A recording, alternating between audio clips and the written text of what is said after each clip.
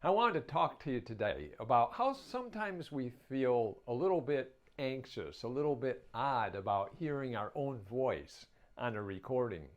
And this is natural, so don't let it bother you. You know, scientific evidence has shown that many people have this kind of fear of hearing their own voice. The reason is because of this. When we speak naturally, we hear our own voice through our bones in our head, and we hear most of the lower frequencies. But when we put it on a recording, that is the actual sound of it. Not like when we're speaking ourselves and we just hear it coming through our bones into our skull and into our head.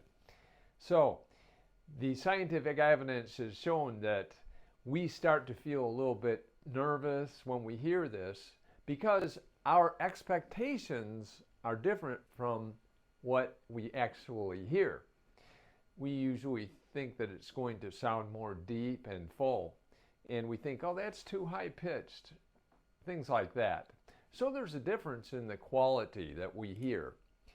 And because of this, we also have to be concerned about how we are bringing forth our message, because we may tend to sound like a little bit out of control because the frequency is different.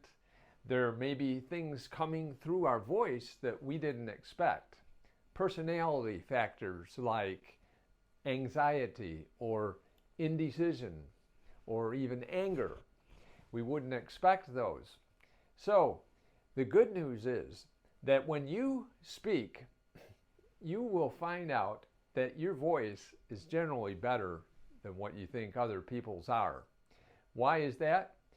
There was a study done, and it was shown that when people judged other people's voices on recordings, and one was in there of their own voice, but they didn't know it, they actually said that was one of the best sounding voices they heard.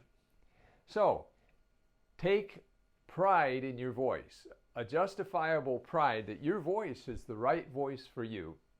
And because this area of the body has more nerves and muscle connections than any other place in the body, you have a lot of room to change it, to improve it.